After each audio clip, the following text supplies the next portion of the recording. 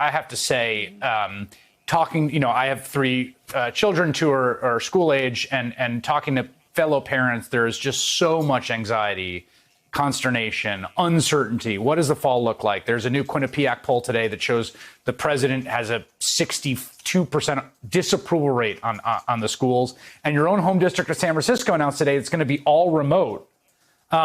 What do you think should be happening in schools, and what role does Congress and the federal government have to play to see that it is done? Well, first of all, we had the opportunity to see one of your beautiful children when I was here before. You described perfectly the angst that many families across America have about their children going to school. I have a granddaughter in public school in San Francisco, so I hear it at home as well. But some kids have more opportunity learning from home than others, and we have to make sure that as we go forward, if kids are learning from home, that they have the food and the technology to do so. But in terms of opening up the schools, all children want to go to school. They want to see their friends. They want to socialize. Teachers overwhelmingly would like to be going back to school, as do parents want their children to go back to school. But none of the above want them to that to happen unless it is safe.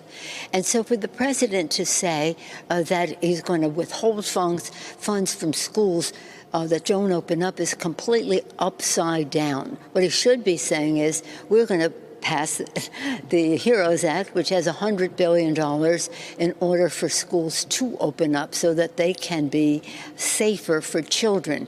But as I said to you, the intensity of the virus and the spread of it is such that we may need more than that $100 billion, and it will be well worth it to protect our children, our primary responsibility.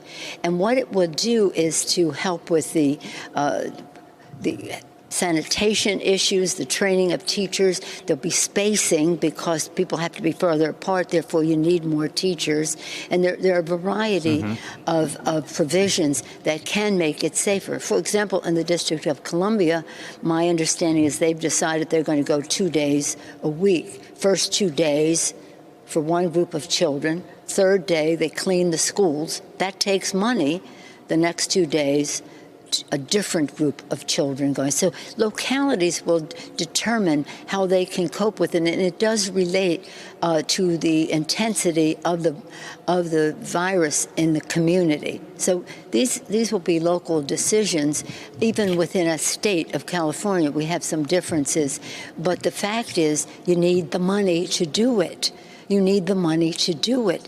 And it's, as I say, a small price to pay for the lives and livelihood and the good health of our children, their teachers, custodians in the building, food suppliers, and the rest. There's a way to do it. And you know what? It's a bigger way. Open the economy, open our schools. We have that as Pillar 2 in the HEROES Act. Testing, testing, testing. Testing, tracing, treating. Distancing, masking, sanitation, and the rest.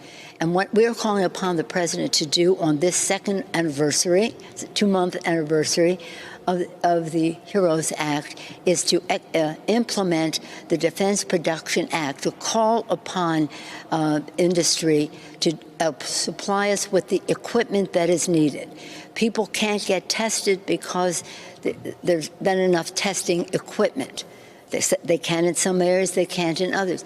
It takes a week to get a test back because we don't have the equipment, enough equipment to get those results in a timely fashion that really makes a difference. So in a week, it's probably obsolete anyway. So you have that. And then we need the PPE. We need it for the schools. We need it for healthcare workers, the personal protective equipment. We should be all systems go with providing that equipment, PPE equipment, equipment to test, equipment to get the results of the test. And if we do that, And the sooner we do that, the sooner we can open up our economy, the sooner we can send our children back to school as safely as possible. And we have it in the HEROES plan. Mr. Pallone, the chair of the Energy and Commerce Committee, has a very strategic plan. We've done testing. The first bill we had in March 4th on the floor of the House was testing. We've done it, but they have not implemented it because they're defying science. And now they want to have the results of the findings to go not to the CDC and the scientists there, but to the administration. Shameful. Well, the clock is ticking for your work, and I wish all good dispatch and speed to you as you try to work towards this, because we definitely need it. Speaker Nancy Pelosi, thank you so much for your time tonight. I really appreciate it.